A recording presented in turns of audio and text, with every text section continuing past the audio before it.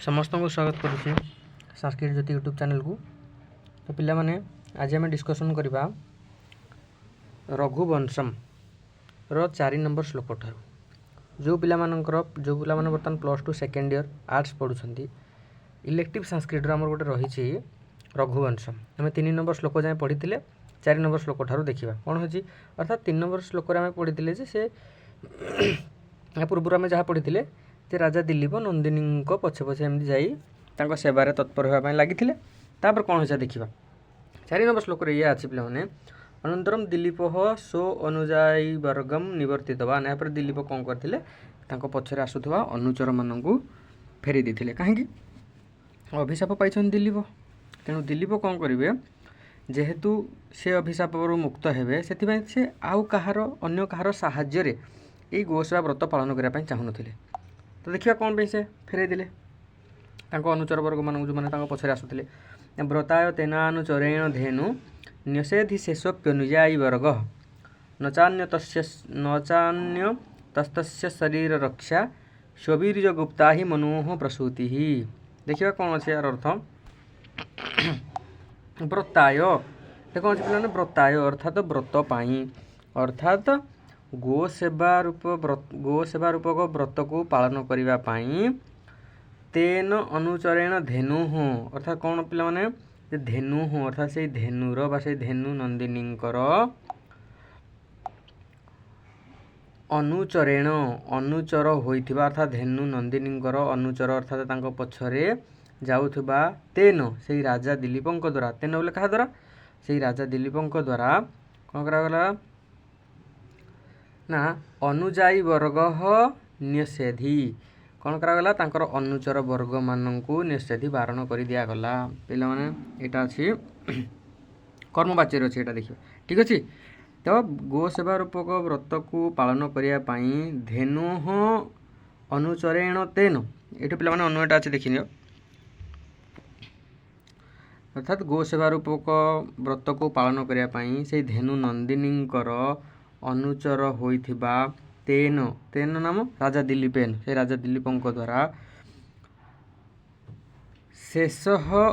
अनुजाई वर्ग अपि निषेधि अर्थात शेष मान अवशिष्ट अनुचर वर्ग मानक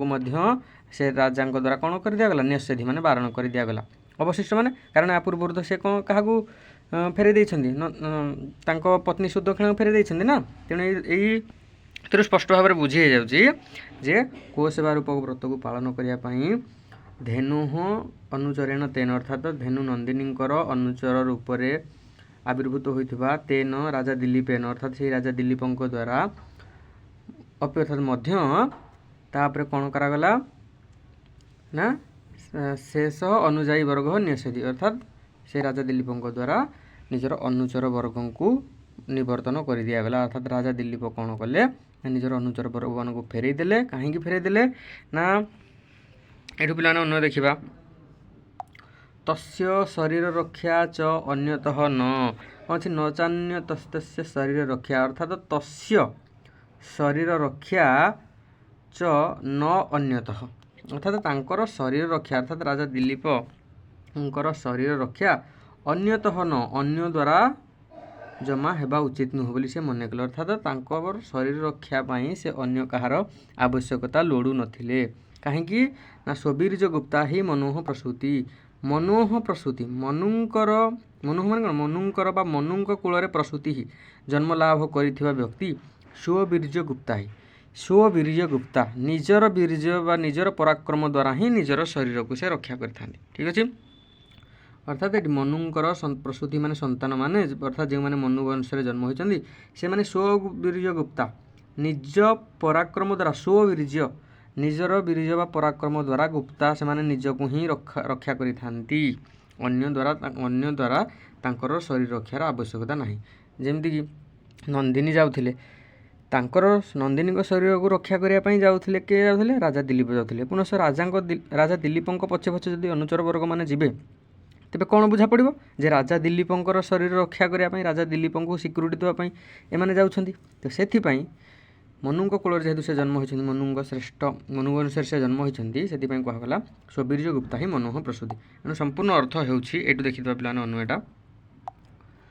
व्रताय अर्थात गो सेवा रूपक व्रत को पालन करने धेनु अर्थात धेनु नंदिनी अनुचरेण तेन अर्थात धेनु नंदिनी अनुचर रूप ठिया होइथबा अनुचर तेन दिलीपेन से ही राजा दिलीपଙ୍କ द्वारा कौन करागला ना शेष अवशिष्ट अपि अनुजाई वर्ग निषेधि अवशिष्ट होइथिबा बा अवशिष्ट बा तांको पछरे थिबा बाकी जो माने थिले अनुजाई वर्ग माने कोन अनुचर माने बा तांकर सेवक मानकु मध्य राजा दिलीपଙ୍କ द्वारा बारण कर दिया गला। ठीक अछि ता गोसेवा रूप व्रत को पालन करिया पई धेनु नंदिनींकर अनुचर बा धेनु नंदिनींकर सेवक रूप स्थित होइथबा से दिलीपଙ୍କ द्वारा कोन करा गला ना तांकर समस्त अनुजय बा तांकर पछरे आसुथबा सेवक गण को बारण कर दिया गला अर्थात राजा दिलीप से मानकु बारण कर देले काहे कि ना तस्य शरीर रक्षा च अन्यतः न तांकर शरीर रक्षाटा अन्य द्वारा करा जिवार कोनोसी आवश्यक नथिला अर्थात तांकर शरीर रक्षा अन्य द्वारा हेउ बोली से चाहू नथिले ही जेहेतु ही माने कोन जेहेतु मनुह प्रसूति मनुଙ୍କ वंशरे जन्म होइथिबा संतान बा मनुଙ୍କ कूलरे जन्म होइथा व्यक्ति स्वबीर्य गुप्ता भवति निजर वीर्य बा निजर पराक्रम अनुसार निजर शरीर को रक्षा करि थाए सेइथि पई से कोन कले गोसेवा रूप व्रत को एकाकी ही से पालन करियो बोली चिंता करिगिरी निजर अनुचर मानकु बा निजर सेवक गण को बारण करदेले जे तुमे माने फेरी जाओ कहि बारण करदेले। ठीक अछि पिला माने जदि बुझी हला जदि वीडियो भल लागला तो निश्चित वीडियो को लाइक करिवो चैनल को सब्सक्राइब करनबो। ठीक अछि सेति पर्यंत विरति नउचे नमो संस्कृता।